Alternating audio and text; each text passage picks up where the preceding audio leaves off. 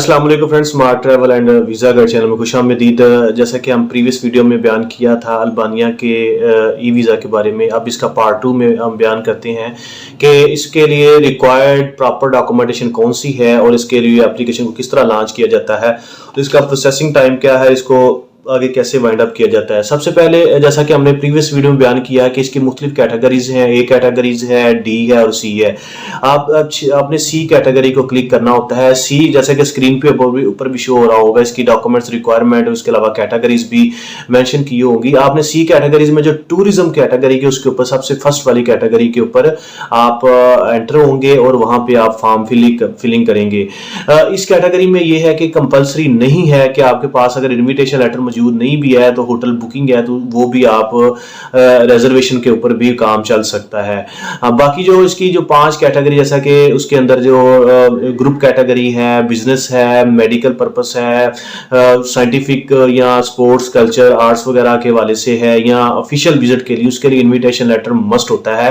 और इसका उन्होंने पैटर्न भी दिया है कि इस तरह का गारंटी लेटर या इन्विटेशन लेटर आप हासिल करें जो कि अल्बानिया से किसी भी जो होस्ट है, जो सिटीजन है अल्बानिया के, या जो आपको इनवाइट कर रहे हैं, उनको एक पैरामीटर सेट किया है, उनको उस तरह का आपको वो देंगे जो कि जेन्युइन हार्ड का फॉर्म में आपको कुरियर फॉर्म में रिसीव होगा। तो फिर आप इसका वीज़ा अपलोडिंग के बाद स्टिकर वीज़ा या वीज़ा हासिल कर सकते हैं।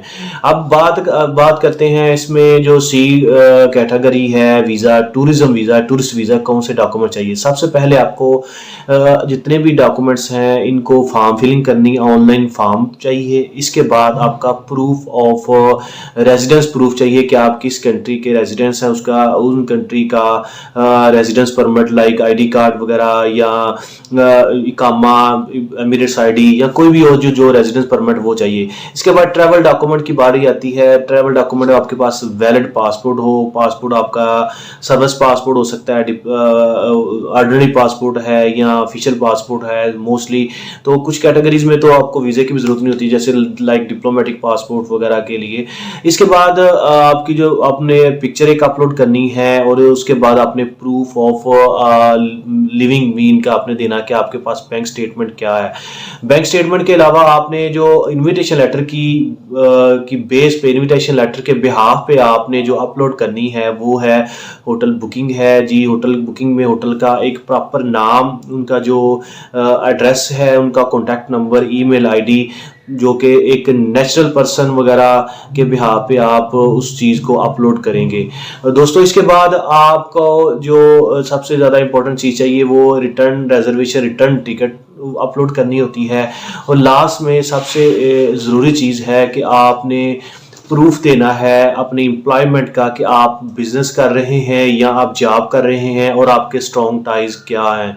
जी हाँ दोस्तों, ये वो सारी डॉक्यूमेंटेशन है। जब आप इसकी सारी डॉक्यूमेंटेशन को अपलोड कर देते हैं, ये 9 किस्म के डॉक्यूमेंट्स हैं, हम दोबारा फिर रिपीट कर देते हैं, आपको स्क्रीन पे भी शो हो रहे होंगे। उसके अंदर आपका जो एप्लीकेशन फॉर्म है, पासपोर्ट है, पिक्चर है, आईडी कार्ड है, रेजिडेंस परमिट टाइप है, इसके अलावा आपकी होटल बुकिंग है, रिटर्न रिजर्वेशन है आपकी फ्लाइट की, इसके अलावा बैंक स्टेटमेंट और आपका प्रूफ ऑफ एम्प्लॉयमेंट है कि आप बिजनेस करते हैं, जॉब करते हैं, फ्रीलांसर हैं या व्हाट्सएवर जो भी हैं, उसको आपने अपलोड करना है। और इस चीज़ के अंदर ज़्यादा से ज़्यादा उनकी मॉडिफिकेशन भी आती है और इसके अलावा उनकी एरर भी आती है कि आप इस चीज़ को ज़्यादा सही माने में डिस्क्राइब करें और इसको अपलोड करें और उनको चीज़ को जस्टिफाई करें कि आपका जो प्रूफ ऑफ एम्प्लॉयमेंट है वो रिलायबल है, स्ट्रॉन्ग है और आप वापस अपने कंट्री के अंदर वापस आएंगे ज़रूर। जी हाँ, और इसके बाद जब आप डॉक्यूमेंटेशन अपलोड हो जाती है, आपका ऑनलाइन फॉर्म फिलअप हो जाता है और आपने फाइल एप्लीकेशन को सबमिट कर दिया जाता है। और कुछ दिन बाद जब आपकी फाइल सबमिट करने के बाद रिव्यू होती है तो फिर आपने फीस पे करनी होती है। जी हाँ दोस्तों, इसकी फीस राउंड अबाउट $100 कंसीडर की जाती है, सब टैक्स वगैरह मिला के। ई वीज़े की हम बात कर रहे हैं। जी हाँ दोस्तों, ये ई वीज़े की बात कर रहे हैं। अगर आप स्टिकर वीज़ा भी हासिल करना चाहते हैं तो आपने ऊपर कैटेगरी है जो स्टिकर वीज़े पे क्लिक करना है, वहाँ पे भी आपको सारे के सारे फॉर्म फिलअप इसी तरह करने के बाद आपने वहाँ पे कायरा तुर्की के अंदर 2 काउंसिल ऑफिस हैं इस्तांबुल और कायरा में, वहाँ पे जाना है। जिस दिन की आपको अपॉइंटमेंट मिलती है तो आपको स्टिकर वीज़ा वगैरह ग्रांट कर दिया जाता है। जी हाँ दोस्तों, इसके अलावा इसकी जो फीस है, प्रोसेसिंग फीस है, वो रश प्रोसेसिंग फीस भी कंसिडर है। वो अगर आप $130 पे करें तो आपको जो डिसीजन है या इसकी प्रोसेसिंग प्रोसीजर है वो स्पीड अप हो जाएगा, वो आपको डिसीजन जल्दी हासिल किया जा सकता है। दोस्तों ये सारी वो इन्फॉर्मेशन है जो पेटेंट इन्फॉर्मेशन हमने आपको शेयर कर दी है। ये वो जस्ट रूमर्स है कि आप वीज़ा अप्लाई करें, जब आपका वीज़ा लगेगा आप फीस पे करेंगे, ऐसा सच बिल्कुल इसकी रियलिटी नहीं है, ना इसकी ऐसी कोई लॉजिक बनती है। और उन्होंने स्पेशली मेंशन किया हुआ है, आप स्क्रीन पे भी देख सकते हैं कि इसकी जो फीस है, वीज़ा फीस है, वो ना रिफंडेबल है। जी हाँ दोस्तों, आप वीज़ा फीस पे करेंगे तो आपको वीज़े का जो डिसीजन है वो मिलेगा। अगर आप ई वीज़ा की कैटेगरी को सिलेक्ट किया है तो आपको ई वीज़ा आपको मेल के थ्रू आ जाएगा। अगर आपने स्टिकर के लिए अप्लाई किया तो आपको बुला लेंगे कि अपॉइंटमेंट दे देंगे, आप इस डेट को आए और अपना पासपोर्ट सबमिट करें। और जो आपने काउंसलर ऑफिस पाकिस्तानियों नेशनलिटी को जो उन्होंने लाट किए हैं वो एक तुर्की के अंदर है, इस्तांबुल और कायरा है। इसके अलावा आप पाकिस्तानियों को फैसिलिटी नहीं है किसी और कंट्री में जाकर स्टिकर वीज़ा हासिल करने की। ये दोस्तों बाकी जो कैटेगरी सी कैटेगरी हैं उन सब के लिए इनविटेशन लेटर मस्ट है, गारंटी लेटर वगैरह मस्ट है। उसको उन्होंने पैटर्न भी दिया है कि जिससे आपने इनविटेशन लेटर लेना तो इस क्राइटेरिया के ऊपर वो फुलफिल करे और इस क्राइटेरिया को वो पूरा करे तो फिर इनविटेशन लेटर को एक्सेप्ट किया जाता है।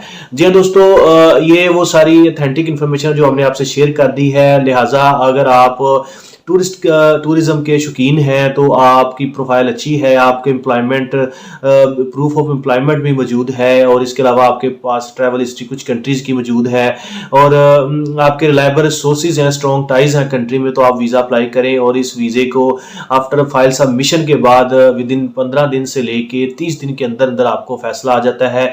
ई वीज़ा आपको मेल आ जाती है, डाउनलोड करके आप उसके ऊपर ट्रैवल कर सकते हैं। ये कोई बात नहीं, सच्चाई नहीं है कि आप वो वीज़ा अप्रूव होगा तो फिर फीस पे करेंगे, या आपको पहले फीस पे करेंगे तो आपकी फाइल प्रोसेसिंग होगी, अदरवाइज आपकी फाइल प्रोसेसिंग नहीं होगी। दोस्तों मज़ीद इस तरह की इन्फॉर्मेशन के लिए, ऑथेंटिक इन्फॉर्मेशन के लिए, सर्टिफाइड इन्फॉर्मेशन के हमारे चैनल को जरूर सब्सक्राइब करिए। इसके रिलेट अगर आपके पास कोई क्वेश्चनिंग है तो आप पूछ सकते हैं, इस तरह की सर्विसेज हासिल कर सकते हैं। अपना बहुत ख्याल रखिएगा। Thank you so much for watching this video. Take care, अल्लाह हाफिज़।